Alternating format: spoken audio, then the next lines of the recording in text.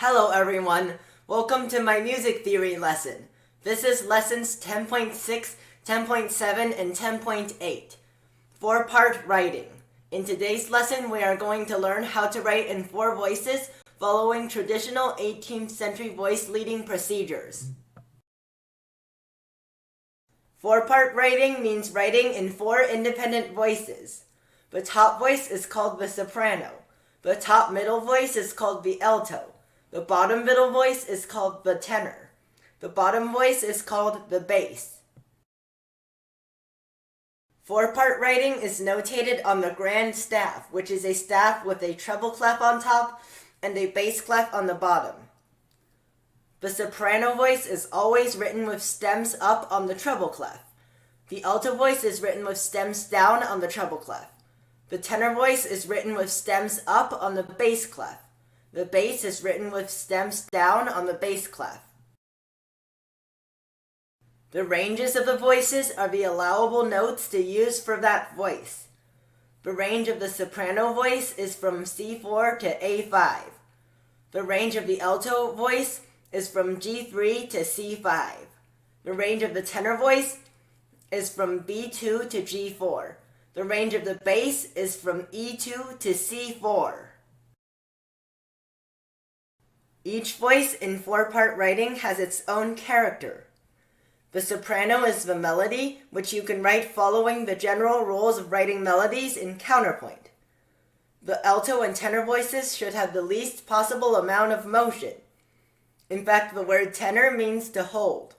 The bass moves in mostly disjunct motion, which means that it has many skips and leaps, especially near the cadence. The interval between the soprano and alto voices should never be more than an octave.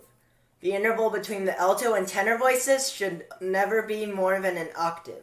The interval between the tenor and bass voices can be anything reasonable, which is anything less than 2 octaves.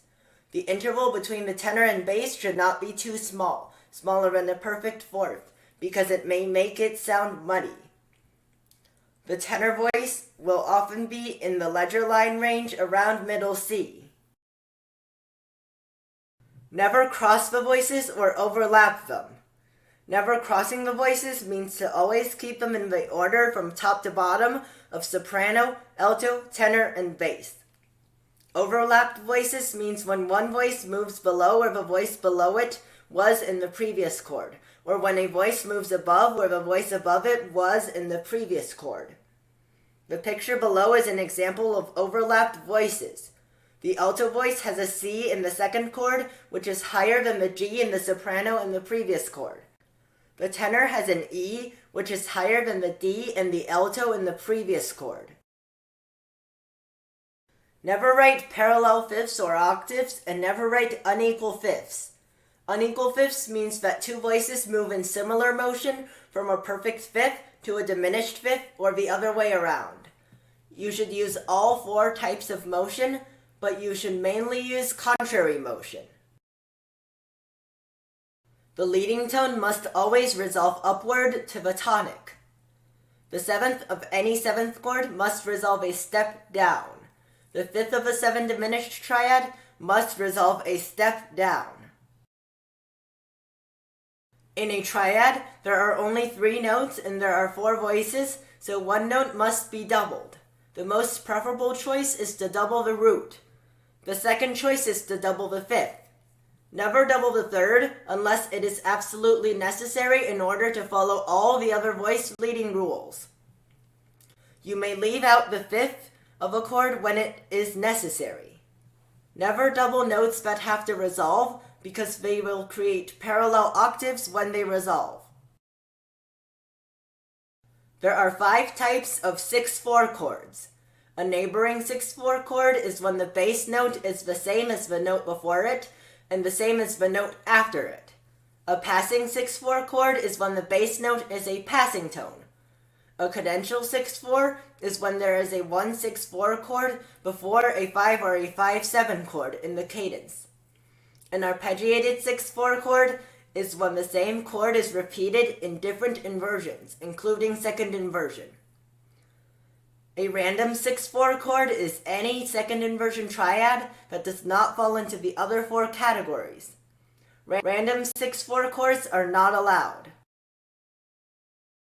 When writing a chord progression that is given with Roman numerals, start by writing the bass line, which is uniquely determined from the Roman numerals. Then write the melody. Fill in the alto and tenor voices together, following all of the rules. Lastly, check your work. When realizing a figured bass, write the melody first. Then fill in the alto and tenor voices together, one chord at a time. Lastly, check your work and do the Roman numeral analysis of your progression. When filling in the alto and tenor voices with the bass and soprano given, fill them in one chord at a time. Then check your work. Lastly, analyze your progression. When checking your work, you want to follow these 5 steps. For figured bass and writing a progression, check that you have the correct chords. Next, check the spacing and the voice ranges. Third, find and eliminate all parallel fifths and octaves. Fourth, find and eliminate all random 6/4 chords. Finally, make sure all leading tones and sevenths of 7th chords resolve properly. You need to learn and memorize all of the rules of 4-part writing and voice leading, and the best way is by practicing. Following the strategies for writing and checking your work can also help. Let's try it on the next slide. Finish this chord progression in 4-part writing.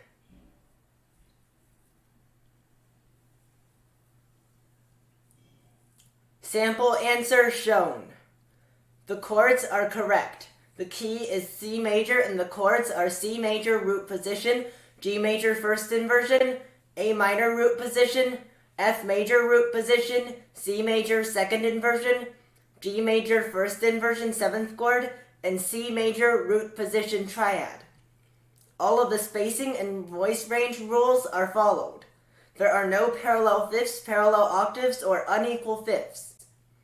There are no random 6/4 chords. The 6/4 chord in the second measure is a cadential 6/4 because it is a 1/6/4 before a 5/6/5. The leading tone in the 5/6/5 chord resolves upward to the tonic. Realize this figured bass in 4-part writing and analyze your progression. Sample answer shown.